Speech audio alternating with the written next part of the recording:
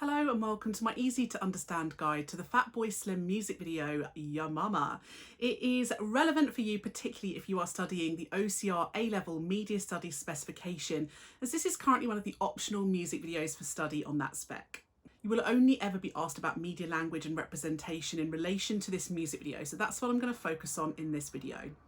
So the video starts off with an opening shot of a kind of quite masculine looking man. So he's got a beard, he looks quite kind of hairy and macho, but it kind of adds to this element of humour because we see this juxtaposed with him painting ceramics, which is something we often think of as being more kind of delicate and creative. So perhaps challenging some gender representation here that we often see of men in the media, and it potentially adds a little bit of humour here as well. Tom and Jerry is on the television, and this intertextual reference again helps to add humour. It's familiar to audiences as well, so it will draw in audiences, and particularly adult audiences who would be familiar with this from their youths. If you have a look at the setting in this sequence, it's quite cramped, things look quite old. There's a very large radio and a really chunky TV, which is technology that we used to see several decades ago. There's dirty plates on the table, there's a chicken running loose. It creates this idea that this is perhaps quite an old-fashioned, quite run-down area, that perhaps this man is quite kind of lower to working class, and it gives this kind of low budget kind of poverty type feel to this particular scene. The use of his costume is interesting here as well. So he's wearing cowboy style hat. There's obviously kind of particular types of haircuts and clothing, which this idea that you are kind of a working class southern man, perhaps living in a kind of very rural area. The representation of these people, this house and this area and community as being quite run down reflects the cultural context of where the video was filmed. It was filmed in Keriaku, which is in the Grenadines, as part of the Caribbean, and it's quite an undeveloped island. So perhaps reflecting the kind of cultural context of where the video is set. When the postman arrives here, it acts as a disruption to the narrative, thinking back to Todorov's narrative structure. The moment he delivers this parcel is the moment that these people's lives change. We see the peace symbol on the back of the man's jacket, which is often associated with hippie culture, and this might tie in with his appearance of the beard and the long hair as well. Hippie culture is also often associated with drug culture, and again, clubbing music, dance music often is as well. So perhaps appealing to people who are involved in drug culture. The man chucks the package on the floor, which suggests perhaps that he's quite messy, quite lazy, and not particularly bothered, doesn't particularly take care of things. He puts a cassette inside a Walkman, and again, this kind of use of retro vintage technology from the sort of 80s, it really helps to set the scene and gives it this kind of the whole music video, this kind of retro feel. Again, targeting audiences who be familiar with these products from their childhoods. This is where the music here gets quite exciting and wild, and the editing reflects that. It's very fast paced, there's lots of jump cuts, his arms are flailing around, knocking things over. So the visuals matching the pace of the editing, which matches the pace of the rhythm of the music. This idea of people dancing in a really crazy fashion to music is a kind of motif that Fatboy Slim has developed in a lot of his other music videos. A lot of his videos revolve around this idea of music making people act in a completely uncontrollable fashion, and music being really powerful. So this motif and this idea of music turning people kind of into wild people would be familiar to fans of his other work. The song itself contains a lot of samples. Sampling music, of course, is very, very common within kind of club dance music.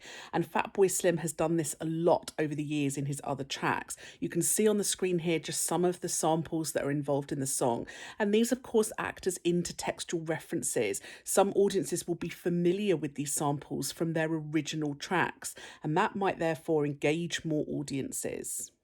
When the music switches off, therefore, that's quite shocking, and the silence adds to a bit of humour from this. It's quite unusual for the music to just switch off in the middle of a music video. We see a poster of a woman on the wall, quite a sexualized outfit. It seems a little bit pornographic. So perhaps adding this element that these men are maybe misogynistic and therefore perhaps quite old-fashioned in their views. It may also help to target male audiences. There's a lot of slapstick style humour here. So there's food flying all over the place. They're banging into walls. There's a lot of falling about. It again adds this element of comedy. It's also got a bit of a youth appeal as well. So acting in kind of quite an immature, silly way, it might target kind of young people and people interested in partying as well. Don't forget, a lot of this kind of music from Norman Cook and this genre of music is often targeted at people who go clubbing, people at parties, at raves. So perhaps targeting those people who want to let loose and be a bit free with music. The music cuts again here, and we get kind of cartoon style music, which again is very unconventional for a music video to cut the music and go to something else. But it adds to this sort of silly, light-hearted feel. And it adds to the feel that perhaps this music is being played by a DJ, which obviously that's what Norman Cook is. So it perhaps reflective of the artist and the way the music is made. Again, we get some very fast-paced editing here, lots of jump cuts, lots of destruction. It perhaps, creates this ideology of like anarchy, destruction, destroying things and creating mayhem, which again is something perhaps younger audiences might enjoy. We see a market here. It's very bustling. There's lots of colour, there's lots of people, creates the idea of a kind of community and quite a, upbeat and energetic area. There are definite shots here that represent the white men as being perhaps racist, discriminatory. There's the cutaway of the white men laughing at the black people. It kind of suggests that they see these black people as entertainment, that they're kind of laughing at them. And this creates this kind of post-colonialist view perhaps of ethnicity. In the market, we see black people working really hard. There's lots of ideas of them, selling things, creating things. You're seeing cake decorating. So there's this idea that black people are shown as working very hard, whereas perhaps so far we've seen white men being quite lazy. So perhaps challenging stereotypical representations of ethnicity here.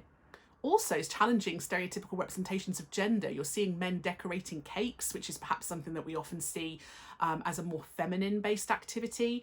Kind of challenging in various ways. The black man here is in a gold and black outfit, which it kind of seems quite wealthy. He seems like he's got quite high status from the use of those colours and materials. There's a sign which is obscured here behind him, which says "for a brighter day," and then it says DR, and you can't see the middle letter, and then it says GS, which perhaps might have connotations of the word drugs. Audiences' minds might fill in the blanks there.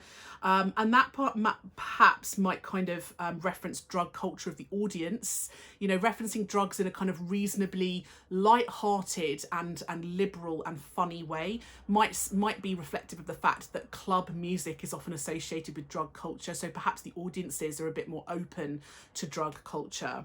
We got a lot of scenes of violence here, so things like smashing cakes and throwing hot dogs. The idea of like food fights, again, it's quite a youthful, immature hobby or interest. It's something that we often see in like kids' films. So again, perhaps targeting a more youthful or immature audience. The use of special effects editing here helps to make the people seem as though they're moving a lot faster. And it becomes, it adds to this almost like humorous representation. We're laughing at how quickly they're moving. And it becomes like a riot, it's very aggressive and loud and, physical. The man in uniform here suggests, he has a certain amount of wealth, status and power, and that's quite a typical representation of gender. Of course, whilst it's a typical representation of gender, it's a fairly counter-typical representation of ethnicity, as black men aren't often shown in the media to be in positions of status and power. However, again, this reflects the cultural context of the setting of the video in Keriaku in the Grenadines, where the population is predominantly black and therefore more likely to be part of the police and other positions of power. When the music starts to affect him and he starts to go a bit crazy, the idea is it's kind of, the music is almost acting in a kind of anarchistic way. It's rebellious. It's even able to affect the police. So it makes it feel as though this music is extra powerful.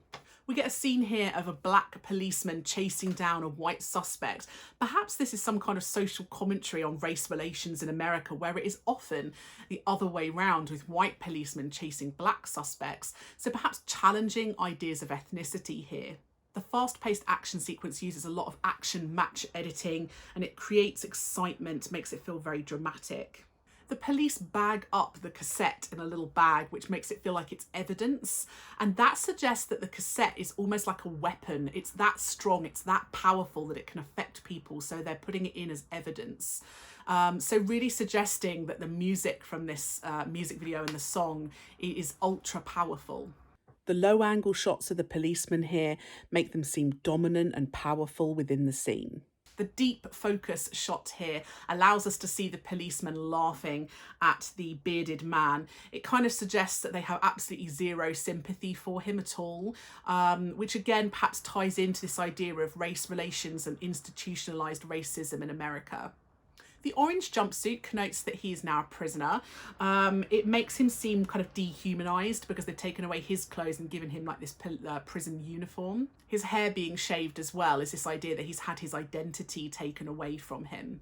And now we see the police listening to the music, and this time we see a cutaway here of the black prisoners laughing with the white man annoyed. So again, this kind of play on humour. This perhaps adds this element of hypocrisy, the idea of police listening to the music which they've locked someone else up for playing.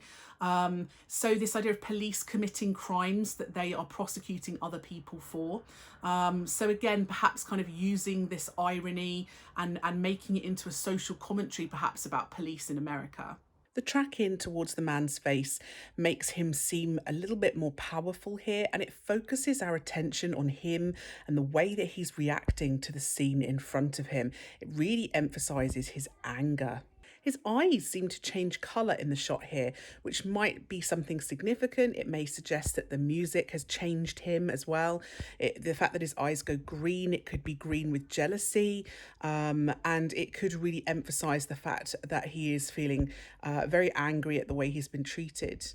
Could also make him seem quite crazy, as though the music has literally made him insane. We get a shot here towards the end of a man in silhouette facing away from the camera, dancing on a kind of quite a tropical beach. This adds an element of escapism for audiences.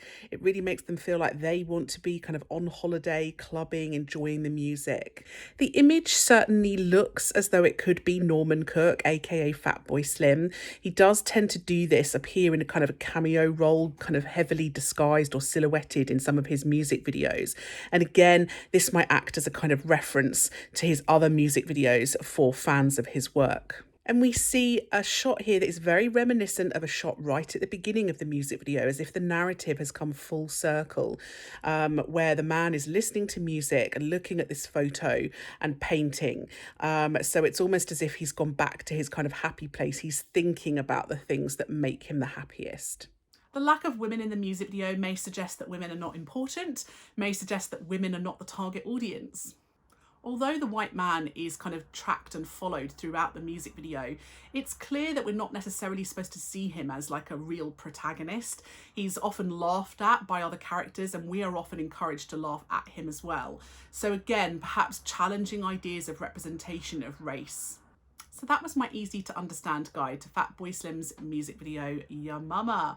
Please check out my channel for other videos that might be useful for you if you are studying OCR A-Level Media Studies. If there are any videos that you would like that I don't yet already have, feel free to drop me a little comment below and I will see what I can do.